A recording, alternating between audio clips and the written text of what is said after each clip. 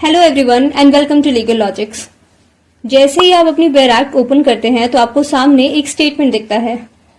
TPA में कुछ इस तरीके से, सीपीसी में ऐसा एंड बीएसए में ये छोटा सा स्टेटमेंट बेयर एक्ट के बारे में बहुत क्रूशियल इन्फॉर्मेशन होल्ड करता है। तो चलिए उसे समझते हैं।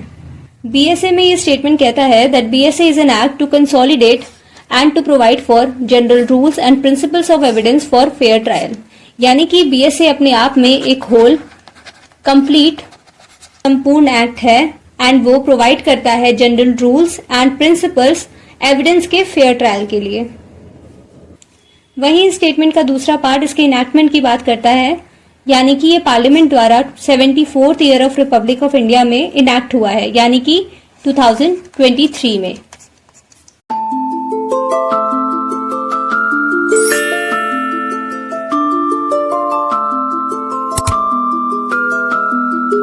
बीएसए के पार्ट 1 में बस एक चैप्टर है जो कि प्रिलिमिनरी इन्फॉर्मेशन देता है अपने 2 सेक्शन से। सेक्शन 1 बात करता है short title, application and commencement की।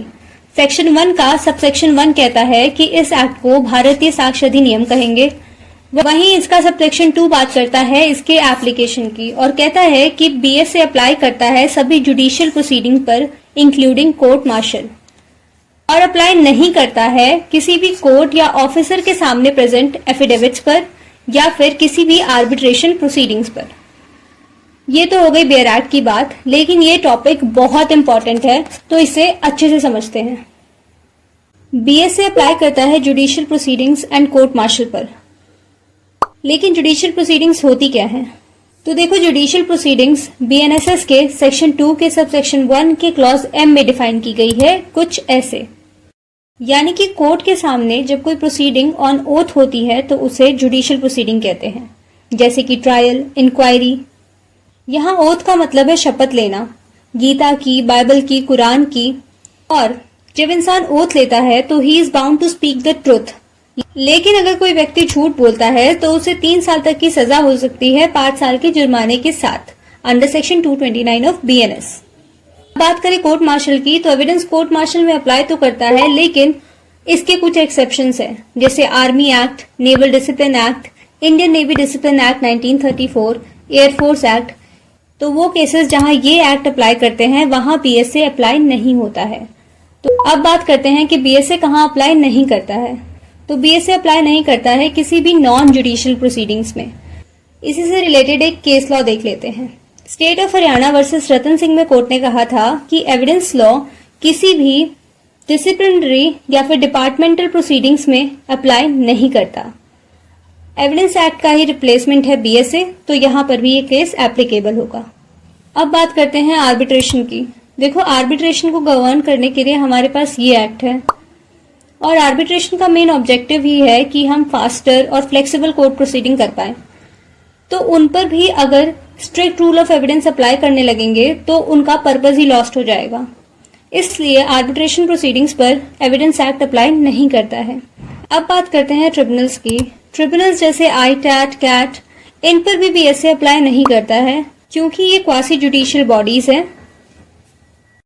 अब बात करते हैं इसके सबसेक्शन 3 की, जो कि सिंपली यही बात कहता है कि ये एक्ट उस दिन इन्फोर्स किया जाएगा जिस दिन सेंट्रल गवर्नमेंट इसे बाय नोटिफिकेशन ऑफिशियल गजेट में बता देगी। इसी से आ जाते हैं हमारे इन्फोर्समेंट डेट पर।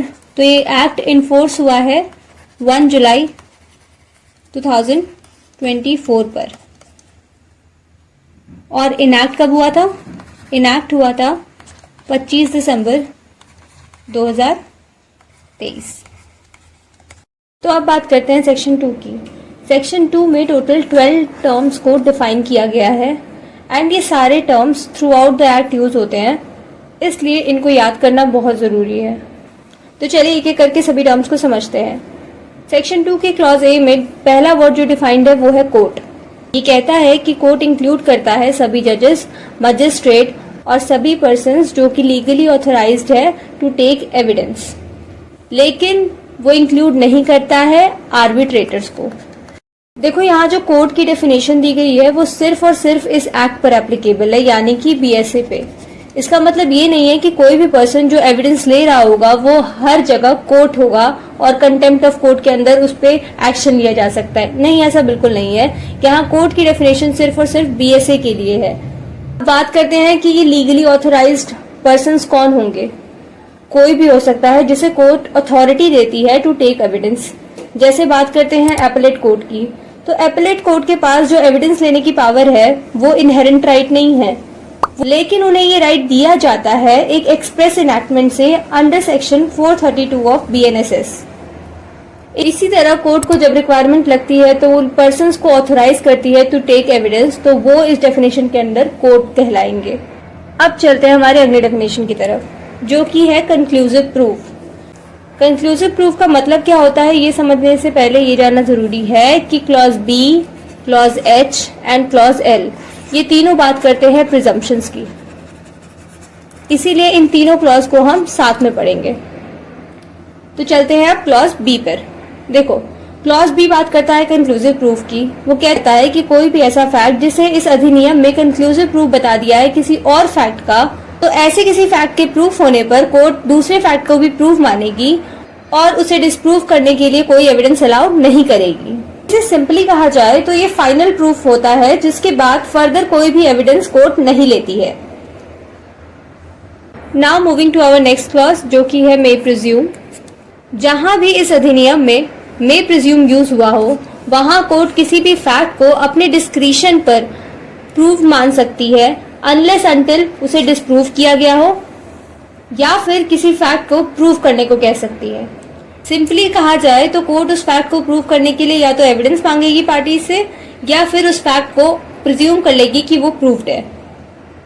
वहीं जहां शैल प्रिज्यूम का यूज होगा, कोर्ट उस फैक्ट को प्रूव्ड मानेगी तब तक जब तक कोई पार्टी एनफ एविडेंस से उसे डिस्प्रूव नहीं करती है। नाउ आई होप ये चारों क्लॉज आप समझ गए होंगे। अब चलते हैं हमारे क्लॉज सी पर। हम क्लॉज सी, क्लॉज जे और क्लॉज आई को साथ में पढ़ेंगे क्योंकि ये तीनों सिमिलर चीजों की बात करते हैं।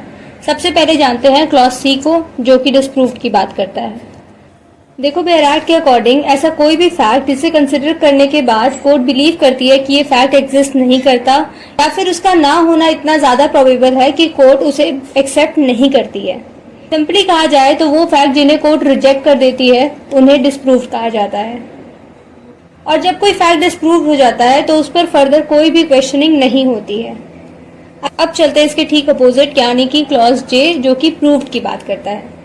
जब फैक्ट को कंसिडर करने के बाद कोर्ट को ऐसा लगता है कि ये फैक्ट एग्जिस्ट करता है, या फिर कोर्ट किसी फैक्ट को मान लेती है, तो उसे हम प्रूव्ड कहते हैं। तो वो फैक्ट जिन्हें कोर्ट कंसिडरेशन में लेती है अपने सेटिस्फैक्शन से किसी कंक्लूजन पर आने के लिए, उन्हें प्रूव्ड कहते हैं। जब कोई फैक्ट प्रूव्ड होता है तो कोर्ट उस पर्सन के फेवर में जजमेंट देती है जिसने उस फैक्ट को प्रूव किया हो। सिंपली कहा जाए तो वो फैक्ट जिन्हें कोर्ट एक्सेप्ट कर लेती है उन्हें प्रूव्ड कहा जाता है। अब बात करें नॉट प्रूव्ड की, तो ये क्लॉज आई में डिफाइंड है। एंड ऐसे कोई भी फैक्ट जो कि ना तो प्रूव्ड है और ना ही डिस्प्रूव्ड है, और जिन्हें पार्टीज एविडेंस देके प्रूव या फिर डिस्प्रूव कर सकती है, उन्हें नॉट प्रूव्ड कहा जाता है। अब हम इन तीनों क्लॉज को एक इलस्ट्रेशन से समझते हैं। नाउ लेट्स सपोज कि एक पर्सन है जिसे बी के मर्डर के लिए एक्यूज किया जा रहा है। नाउ जब ये मामला कोर्ट में आता है तो एक कोर्ट से कहता है कि जिस टाइम पर ये क्राइम हो रहा था उस वक्त तो मैं प्राइवेट हॉस्पिटल में अपना मेडिकल टेस्ट दे रहा था, और साथ ही साथ उसकी रिपोर्ट कोर्ट को देता है। कोर्ट इस रिपोर्ट को देखती है और इसे कंसिडरेशन में लेकर ए को एक्विट कर देती है। लेकिन जब कोर्ट हॉस्पिटल में जाकर रिपोर्ट चेक करती है तो वहां पर ए का कोई भी रिकॉर्ड नहीं था। तो यहाँ पर ये जो फैक्ट ए ने बताया था वो यहाँ आकर डिस्प्रूव्ड हो जाएगा अंडर क्लॉज सी। अब सपोज करते हैं कि ए प्ली लेता है कि भाई मैंने तो टेस्ट करा रखा है, मेरे पास मेडिकल रिकॉर्ड्स है इसके। तो जब ए कोर्ट में आकर ये बात कहता है तो कोर्ट कहती है कि ठीक है, आप मेडिकल एविडेंस लेके आइए, इस बात को प्रूव कीजिए। तो ये फैक्ट क्या हो जाएगा? Not proved.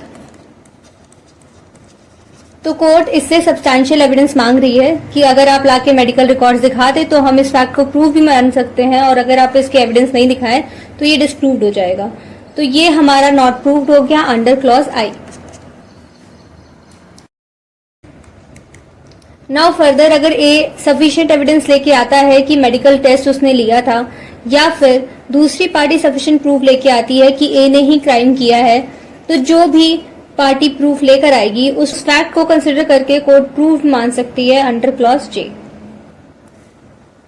अब चलते हैं क्लॉज डी पर, जो कि डॉक्यूमेंट को डिफाइन करता है। तो जब कोई भी मैटर एक्सप्रेस किया जाता है, डिस्क्राइब किया जाता है या फिर रिकॉर्ड किया जाता है किसी भी सब्सटेंस पर यूज करके, किसी भी लेटर का, फिगर का, मार्क का, या फिर इनमें से किसी भी एक चीज का, या फिर एक से ज्यादा चीजों का, और इन चीजों का यूज किया जाता है to record the matter, and इसमें इलेक्ट्रॉनिक और डिजिटल रिकॉर्ड्स भी इंक्लूडेड है।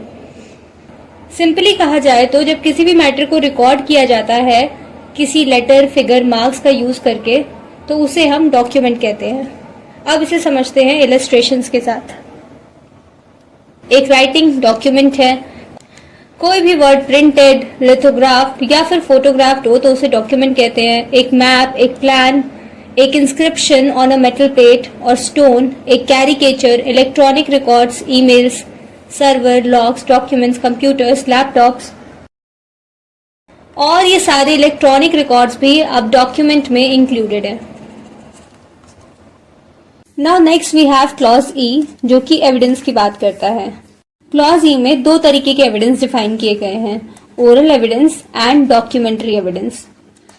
तो सिंपली कहा जाए तो वो एविडेंस जो कि सभी स्टेटमेंट्स को इंक्लूड करते हैं और साथ ही साथ इलेक्ट्रॉनिकली दिए गए स्टेटमेंट्स को भी इंक्लूड करते हैं, उन्हें ओरल एविडेंस कहते हैं। इसके अलावा सभी डॉक्यूमेंट्स, इलेक्ट्रॉनिक रिकॉर्ड्स और डिजिटल रिकॉर्ड्स जो भी कोर्ट में प्रेजेंट किए जाते हैं इंस्पेक्शन के लिए, उन्हें डॉक्यूमेंट्री एविडेंस कहते हैं। अब हम पढ़ेंगे तीन बहुत इंपॉर्टेंट क्लॉज जो कि हमें साथ में पढ़ने की जरूरत है, that is clause F, clause D and clause के। फैक्ट्स को हम दो तरीके से कैटेगराइज कर सकते हैं, पॉजिटिव एंड नेगेटिव फैक्ट्स और फिजिकल एंड साइकोलॉजिकल फैक्ट्स। तो सबसे पहले बात करें पॉजिटिव और नेगेटिव की, तो वो फैक्ट्स जो कि एग्जिस्टेंस में रहते हैं उन्हें हम पॉजिटिव फैक्ट्स कहते हैं, और वो फैक्ट्स जो कि एग्जिस्टेंस में नहीं है उन्हें हम नेगेटिव फैक्ट कहते हैं। बात करें फिजिकल एंड साइकोलॉजिकल फैक्ट की, तो वो सभी चीजें जिनका एग्जिस्टेंस इंसान अपने सेंसेस से पता कर सकता है उन्हें फिजिकल फैक्ट कहते हैं। जैसे फिंगरप्रिंट हो गए, ब्लड स्टेन्स हो गए, चोरी किया हुआ कोई सामान हो गया। अब बात करते हैं साइकोलॉजिकल फैक्ट की। तो साइकोलॉजिकल फैक्ट वो चीजें होती हैं जो कि इंसान के दिमाग में मौजूद रहती हैं, जैसे किसी पर्सन का क्राइम करने का कोई मोटिव हो, मेंटल स्टेट, जैसा कि हमने डॉली इन कैपेक्स में देखा था। ये सारी चीजें साइकोलॉजिकल फैक्ट में आती है, और यही बात क्लॉज एफ का पार्ट 1 करता है, यानी कि वो बताता है फिजिकल फैक्ट के बारे में। उसी जगह क्लॉज एफ का पार्ट 2 बात करता है साइकोलॉजिकल फैक्ट के बारे में। अब देखते हैं इनके इलस्ट्रेशंस को। पहला इलस्ट्रेशन कह रहा है कि कुछ चीजें हैं जो कि कुछ पर्टिकुलर ऑर्डर में अरेंज हैं, तो वो चीज एक फैक्ट है। ये कौन सा फैक्ट हुआ? ये हुआ फिजिकल फैक्ट। एक पर्सन है जिसने कुछ सुना या फिर देखा है, वो एक फैक्ट है। अब ये कौन सा फैक्ट हुआ? ये भी फिजिकल फैक्ट होगा। इसके बाद एक पर्सन है जिसने कुछ वर्ड्स कहे, ये कौन सा फैक्ट होगा?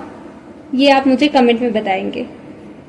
फोर्थ इलस्ट्रेशन कह रहा है कि एक पर्सन है जो कि कोई ओपिनियन रखता है, एक सर्टेन इंटेंशन रखता है, एक अच्छे फेथ में काम कर रहा है या फ्रॉडलेंटली काम कर रहा है, और कोई शब्द का यूज कर रहा है किसी पर्टिकुलर सेंस में, और उसने एक पर्टिकुलर टाइम पर एक पर्टिकुलर सेंसेशन महसूस की।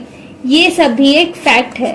लेकिन ये सब कौन से फैक्ट है? ये हैं साइकोलॉजिकल फैक्ट। अब बात करते हैं क्लॉज डी एंड क्लॉज के की। सबसे पहले बात करते हैं फैक्ट एंड इशू की। Fact and issue principle fact होता है जिसकी वजह से सभी राइट्स, लायबिलिटी, डिसेबिलिटी अराइज होती है, एंड जिसके ऊपर कोर्ट अपना ओपिनियन फॉर्मुलेट करता है। वहीं बात करें रेलेवेंट फैक्ट की, तो वो कोई नेसेसरी इंग्रेडिएंट नहीं होता है, लेकिन उसकी वजह से किसी भी right, liability, existence, non existence को प्रूव करने की प्रोबेबिलिटी को इंक्रीज किया जाता है। सिंपली कहे तो रेलेवेंट फैक्ट ऐसा फैक्ट है जिसके बेसिस पर किसी दूसरे फैक्ट की रेलेवेंसी को इंक्रीज किया जाता है। फैक्ट एंड इशू की बात की जाए तो ये मैटर इन डिस्प्यूट होते हैं, यानी कि एक पार्टी ने आरोप लगाया होता है और दूसरी पार्टी उन आरोप को खारिज करती है। वहीं बात की जाए रेलेवेंट फैक्ट की, तो ये फैक्ट जो मेन इशू है उसे डिसाइड करने के लिए जरूरी होते हैं। Fact and issue question asked by court को इंक्लूड करती है, वहीं relevant fact facts accepted by court को इंक्लूड करती है। अब बेयर एक्ट की लैंग्वेज पर जाने से पहले इसे हम समझते हैं एक इलस्ट्रेशन के साथ।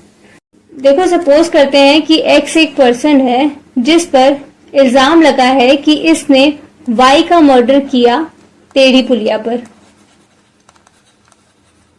तो इस केस में फैक्ट एंड इशू क्या होगा? पहली बात यह होगी कि क्या एक्स ने वाई का मर्डर किया है। दूसरी बात कि क्या एक्स ने वाई का मर्डर इंटेंशनली किया है।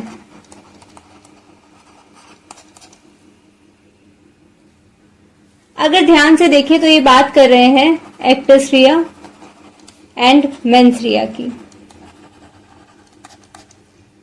तो अब समझते हैं रेलेवेंट फैक्ट को। सपोज एक्स ने प्ली ऑफ एलिबाई ले ली, यानी कि एक्स ने कहा कि जिस समय पर मर्डर हुआ था उस समय तो मैं मुंबई में था, मैं तो यहां था ही नहीं। तो अपने इस स्टेटमेंट को प्रूव करने के लिए जो भी एविडेंस, जो भी फैक्ट्स एक्स प्रेजेंट करेगा उसे रेलेवेंट फैक्ट कहेंगे।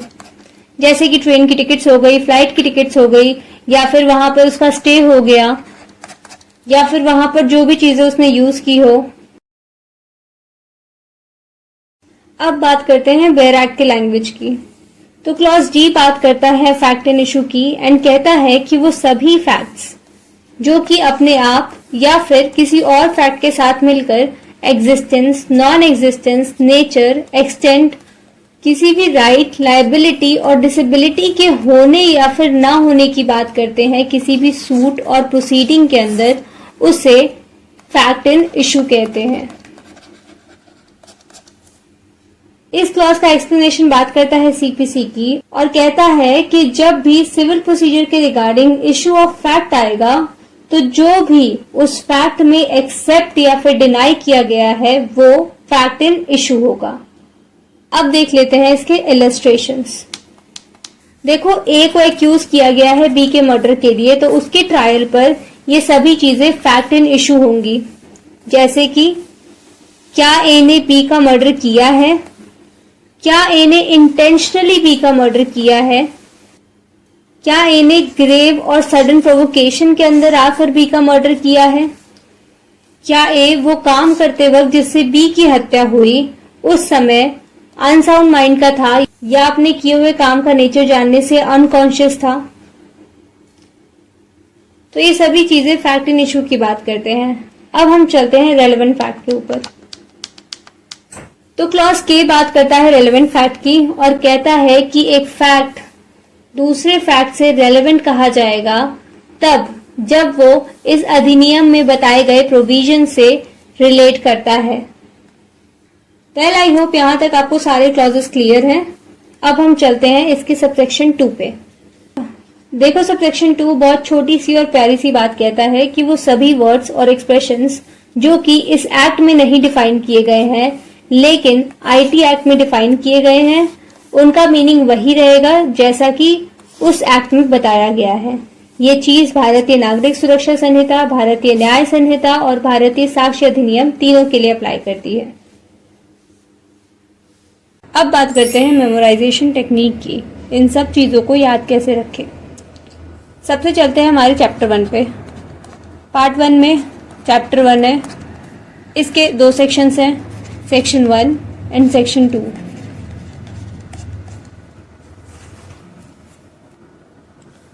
सेक्शन 1 बात करता है short title, application and commencement की।